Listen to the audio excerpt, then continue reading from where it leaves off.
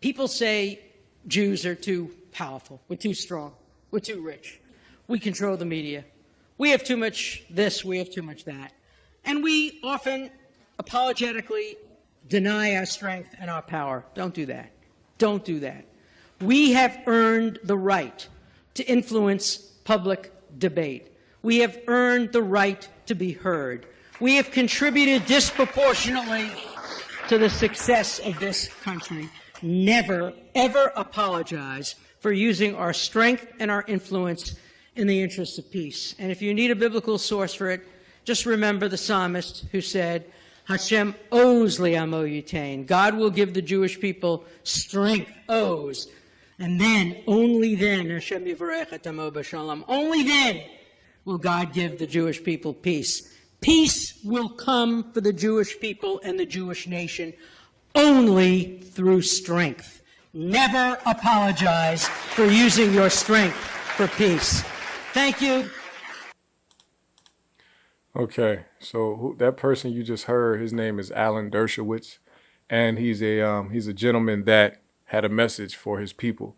And I'm not mad at the message, man. You know, you have to do what you have to do, but there's a lot of conversation going on in mainstream America right now, and a lot of names and labels are being thrown around, and a lot of names and labels are being put on people for saying what they think and what they feel. So guess what? Not to say I want to play a game, but I do want to bring up a person who's not mentioned a whole lot when some of these conversations come up. And I don't understand why, because for a long time, he was probably the most powerful person in all of entertainment globally. Probably the most powerful person. Let me read a little bit about this fella, man. You let me know if you heard of this guy. Sumner Redstone, whose original name was Sumner Rothstein, was an American billionaire businessman and media magnate. He was the founder and chairman of the second incarnation of Viacom, which was dissolved in 2019. Now, if you look up this fella, you will see that a lot of his companies were dissolving and buying each other and changing their names and selling parts of the company, then buying it back at a later time, the same exact company. There's a whole lot of that over the lifespan of this fella's career. So essentially what happened was, let's go to early life and education. Redstone was born to a Jewish family in Boston, Massachusetts, to Belle and Michael Rothstein. In 1940, his father changed the family surname from Rothstein to Redstone. Okay? I guess because they felt like they thought they could hide it or something. I'm not sure. Michael Rothstein owned Northeast Theater Corporation in Dedham, Massachusetts, the forerunner of National Amusements.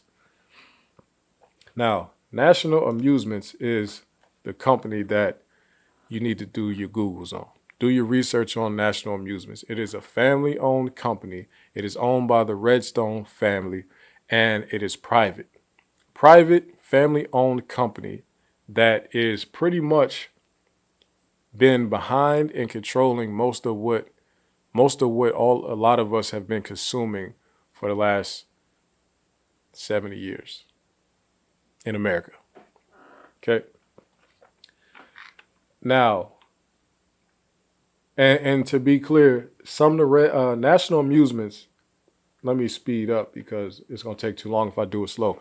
National Amusements is a private company, but they own Viacom CBS, right? And Viacom CBS owns a lot, right? I'll just show you a few of what they own. Let me show you this graphic here, right? This is a list of the companies that they were owning as of this date, right? 10 years ago. Here's just a list, and this is from the SEC. So this list is legit. This is from their business filings with the company. This is a list of all you, and you notice some of these companies you've seen before: MTV, BT, Nickelodeon, Paramount, CMT, that's Country Music Network. they have owned Spike. They have owned some of the largest names in broadcast television.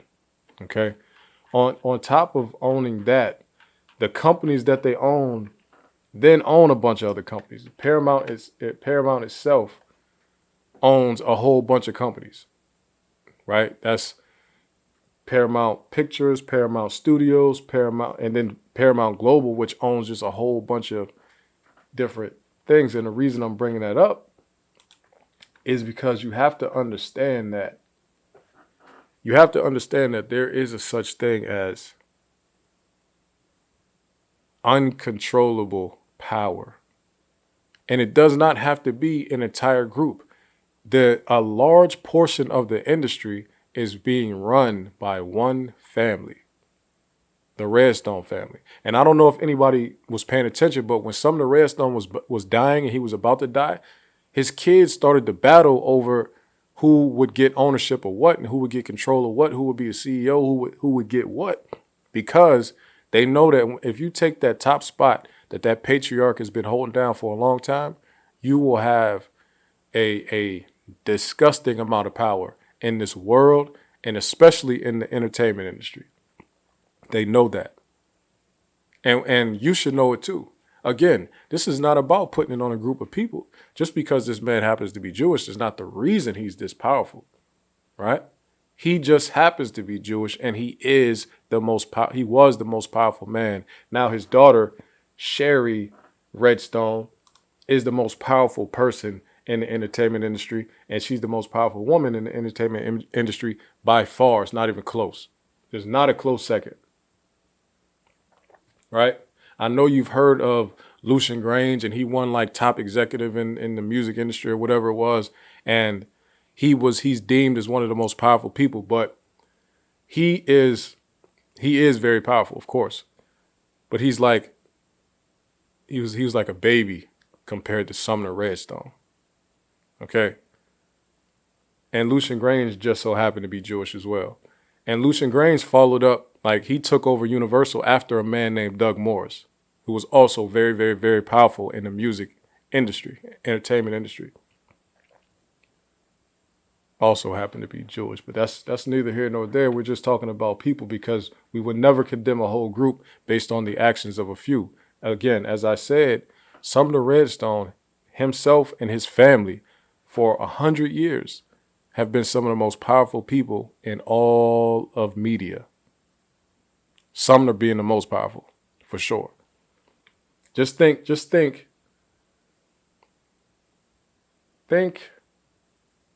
Bill Gates of TV, not money-wise, because a lot of people don't realize Bill Gates' money is not what is the most dangerous part about him.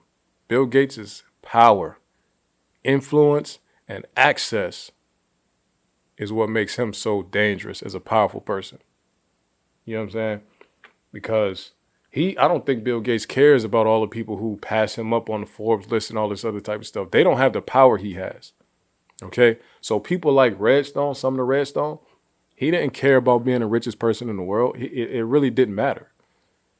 Because once you get to a certain level, the money is not what's the most important. After a certain level, they all have, because once you get so many billions of dollars, there's really nothing you can buy anyway. Of course, if you could blow it, but you could be spending money forever, and the money would never stop. Okay? At that level, money is not the thing. That's why somebody like Jeffrey Epstein, the person who you heard speaking earlier, Alan Dershowitz, he was Jeffrey Epstein's lawyer. But anyway, somebody like Jeffrey Epstein, they say was only worth $800 million. He wasn't even a billionaire. But look at the power he had over people. He really could move around the world and do anything he wanted with anybody he wanted to do it with. And he was, without even having billionaire status.